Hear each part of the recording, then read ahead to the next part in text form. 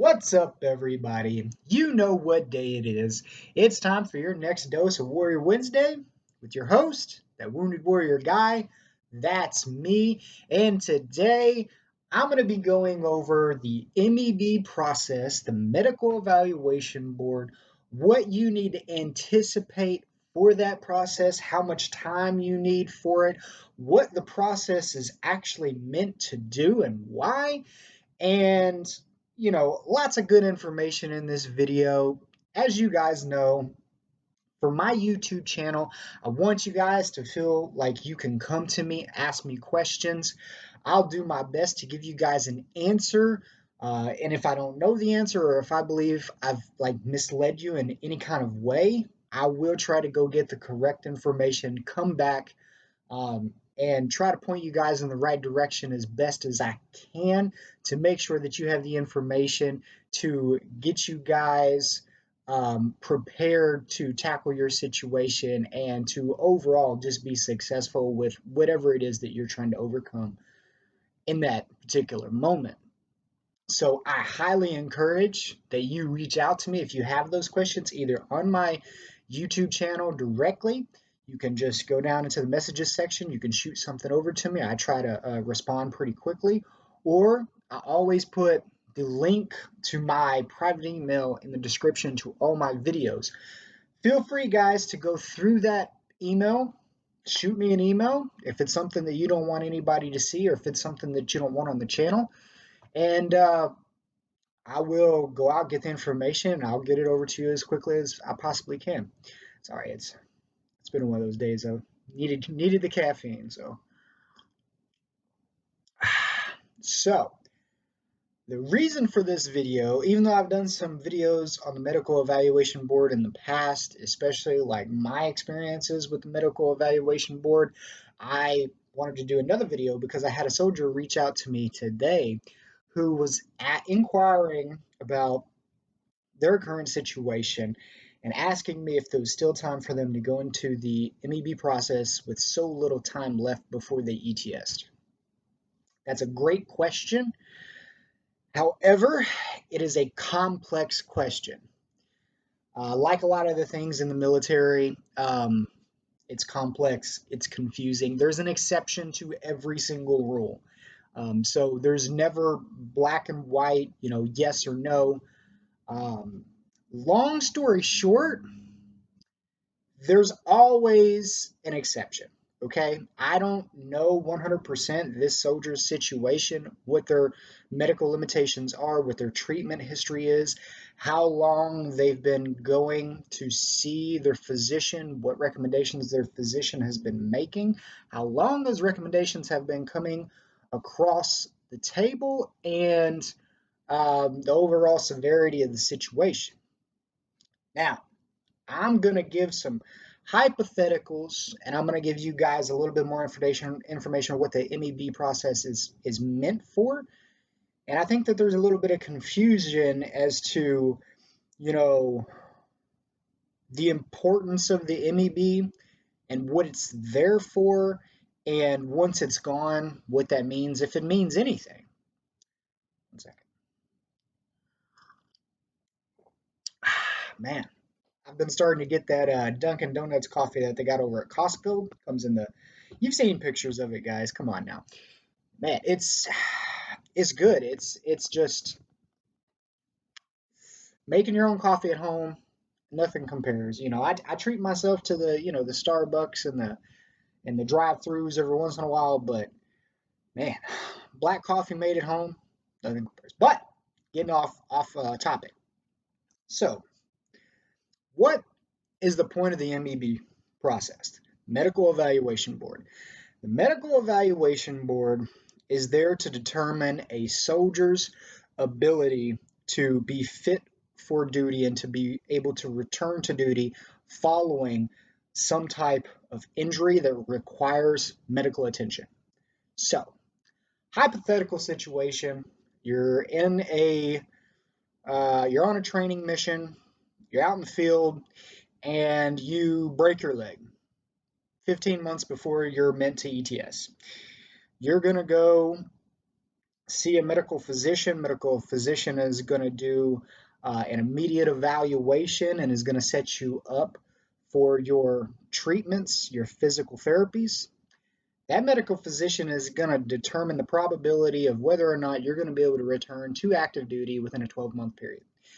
Most things in the MEB process and in just um, fitness of duty in general, as far as like capability and being able to perform everything and involved in being a soldier, is usually based on 12 months. So they say to themselves, if we give this soldier 12 months, put them on a permanent profile, set them up with all these physical therapies, put them on all these limitations as far as what they're expected while they're, on duty, while they're, doing whatever job it is, whatever their MOS is. If we set these limitations, do all these physical therapies, do all these things, what's the probability in 12 months they'll be at 100% ready to go and able to fulfill what their job requires them to do?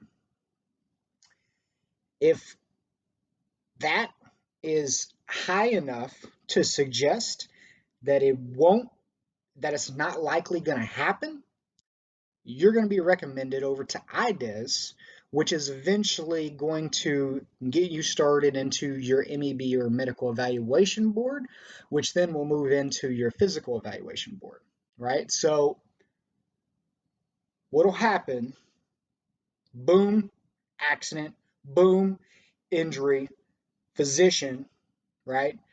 You're going to have a conversation or a series of conversations, and they're going to basically give you your options. And you're going to, you're either way, you're still going to go to physical therapies, this, that, and the other. There's two pathways.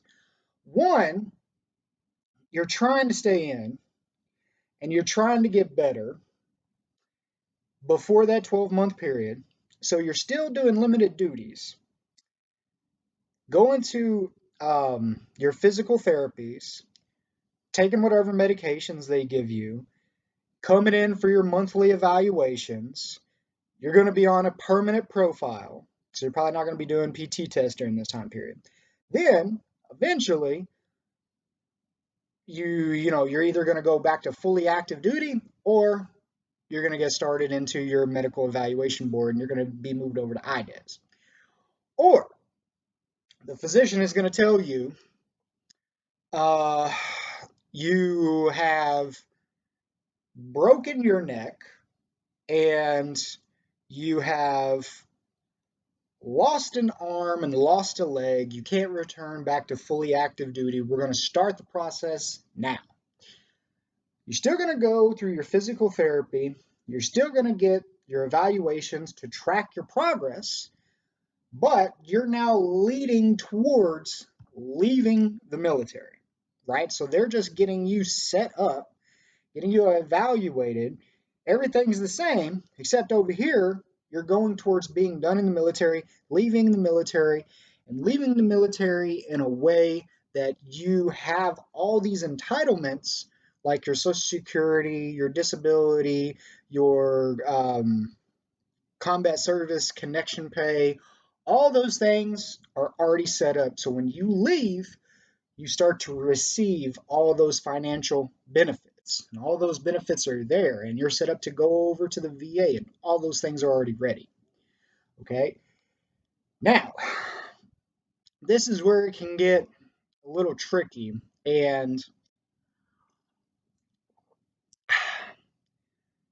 it really depends on your unit, your physician, your PEBLO, all those things. Your PEBLO is basically your physical evaluation board liaison officer. I believe I got that. Don't hold me to that acronym. I believe I got it right. If I didn't, correct me in the comments down below. No big deal. But it depends on all those individuals, and it depends on your unit. If you're less than 12 months from your ETS date, whether or not you're going to go into the MEB and PEB, okay? And it really depends on the injuries themselves, your medical history, your treatment history, um, the documentation that you have to substantiate those injuries, and really how influential you and your unit are to get an extension on your current contract. Because once the MEB process starts, if they accept you into the MEB process and you're really close to your ETS date, the MEB process takes precedence over everything. Takes precedence over your ETS date, takes precedence over all that stuff. So let's say that you're getting ready to ETS, you start the MEB process, you will be extended beyond your ETS date, right? You're not going to ETS midway through your MEB process.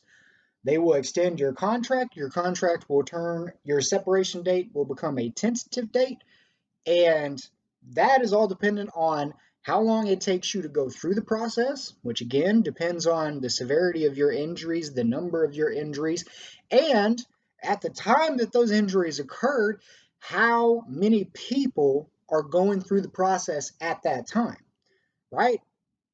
Like every year is different because every year has different volumes of soldiers attempting to go through that process.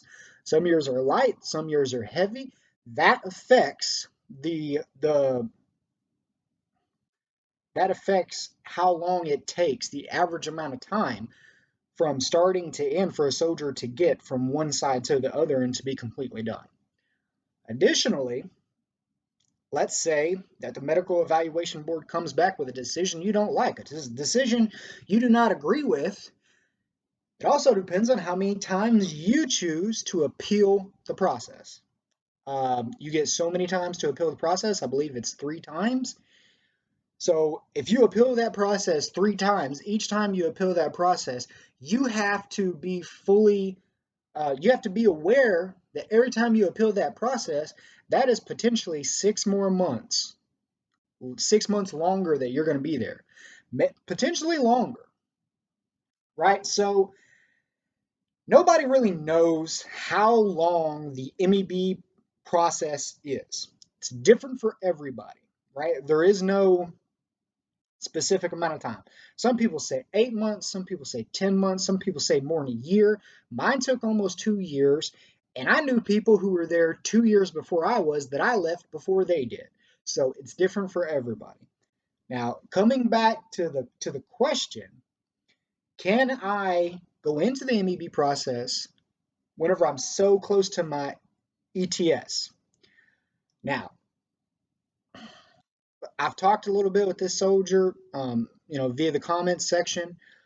From what I've gathered, I believe personally that you will probably start the MEB process because it sounds like they have recommended you for the MEB process, your physician. And so if you've been recommended over to IDES, and if IDES initiates your MEB process, then that's going to take precedence over your ETS date.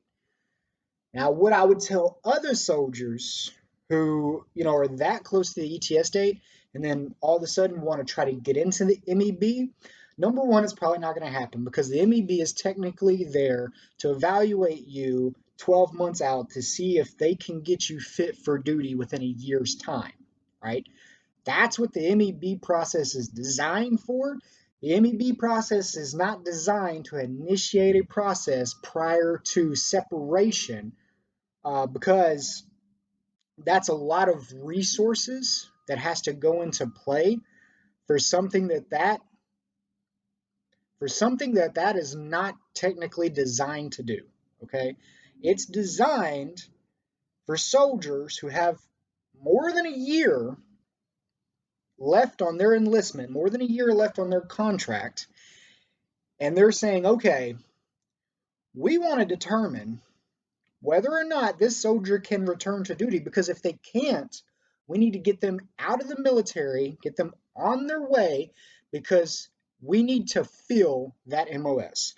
Our unit will suffer if this person stays here for 8 months and then can't do their job, or if they have 15 months left on their contract, if they can't do their job for 15 months, we need to start them on that process so that once we get them out, once we get them moved out of the unit, we can enlist somebody else to take over that MOS to make sure that this unit as a whole functions because everybody's doing their job. That's what the MEB process is there for. Okay. Now, what I will say, what up? Oh, it's good coffee. What I will say is that if you're closer to your ETS, right, closer than a year, you sustain a serious injury, you can still request through your physician to be moved over to IDES and request to be recommended for the MEB process. And I will say, depending on how long you have before you get out and what you believe will be the most beneficial for yourself. And I don't mean to say this, I'm not trying to promote people to be um, selfish while they're in the military. You need, however, if you know that you have these injuries, you need to assess your situation and determine what angle is going to best benefit you as an individual. Okay. And what I mean by that is you can go into the MEB process and you can get started with all that, knowing that you're going to be separated from the military. You can still do it because it's easier. It's not necessary to file those claims, to register those injuries, to get financial benefits. You can still get that once you get out. And I feel like a lot of people have that confused. So, like, let's say you're coming up on your ETS date, and you're like, man, I'm like screwed up from head to toe. Like, oh, what happened to the color there? Anyway, I'm screwed up from head to toe, and I'm going to leave completely unprepared for, life following my enlistment. And, I'm just going to basically be screwed. That is not the case, right? You can leave the military, and once you're out, you can still go get evaluated. You can still go file claims for injuries, and you can still receive financial benefits and get a disability rating. You can still do all those things. There's nothing that says you can't do those things. The difference is the resources and the priority given to um, soldiers that are still in the military, to currently enlisted soldiers, right? I don't. While you're still in the military, like, whenever I was at the Wounded Warrior barracks, I could literally just go into a clinic and request to be seen by a doctor. I could call the clinic and say, hey, I need to come in for this. Hey, I need to come in for that. Hey, this, that, and the other. And I would get seen that day, because the priority is so much higher. Whenever you're an outpatient, you've been separated from the military and you're now an outpatient and whatever, you're at the bottom of the list. It could be months and months before you see all of those specialists that you might have to see. There are specialists you have to see for ear, nose, and throat. There are specialists that you have to see for hands, specialists for brain, specialists for spine, all that stuff. So if all that stuff is jacked up, you might be on waiting lists for a couple years just to see all those people. And that makes that process that much longer, makes you wait that much longer to start receiving all those benefits, to get that rating. So, what I'll say is if the MEB process is not really going to help your situation and you're getting close to ETS, just ETS. Like you're so close to ETSing that chances are you're going to get turned down. You're not going to get moved over to IDES, and you're just going to have to attack it once you separate, and that's just your situation. Like it sucks, but don't lose all hope. You have to be patient with it. Once you get out, just go out, advocate for yourself, be patient. You can still get everything done and get it done to the level that you could have gotten it done while you were in. It's just going to take longer. Okay. Now, if the MEB process is something that you can potentially tap into and you have enough time that that's what the MEB process is there to do, and you fall into that category, then you go into the MEB process, you get evaluated, the ratings come back, you can choose to appeal, not to appeal, you can accept. Then, you will get your final separation date and your retirement date, and depending on how much leave days you have, depends on when you get to go home, when you retire, all those things. And once you get out, once you retire, those benefits will start coming in. So I hope that answers anybody out there who has questions about the MEB process. I hope that answers those questions, especially the soldier that hit me up on YouTube, um, hit me up on this channel. I hope that I put out the information. It's hard to say yes or no, right? The MEB process itself is confusing and complex, okay? And there is no black and white answer that I can give anybody because everybody's situation is different and everybody has accommodations and exceptions that might benefit them that won't benefit somebody else. And depending on those exceptions and the timeline, I have no idea what the answer to that question is.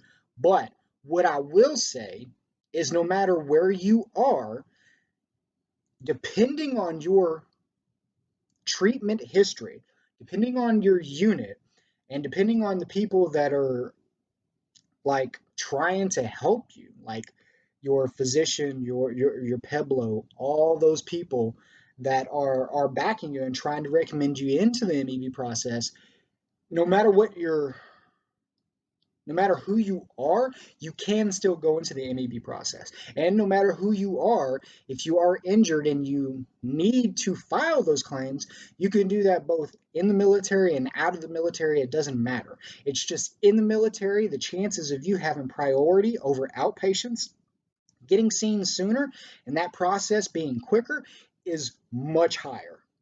Because once you're out, you fall down on the totem pole and other soldiers are going to have priority over you depending on their injuries, their age, and their status, right? So if they're an inpatient with more severe injuries and they're still in the military, you will not get seen before them.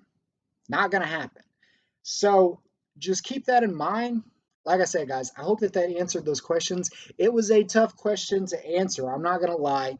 Um, Anybody out there who's going through that process, if y'all have information about it that might help that soldier, start plugging them in the comments of these videos, because these are things that over time I lose a little bit of a grasp on how it works. So it takes me time to refresh myself on the whole process and what it's there for. And a lot of guys and gals that watch these videos, if y'all have information out there that can help individuals and help answer questions like these, put them in the comments, because you never know what it's going to do for another soldier and how it's going to improve the quality of life for somebody else that you don't even know. So keep that in mind, guys. I hope that y'all have a great week. I really enjoyed doing this video. Hope y'all take something from it. Before I get off here, even if you don't realize it, even if you don't believe it, there's a warrior in every single one of you, and I see it. Take care.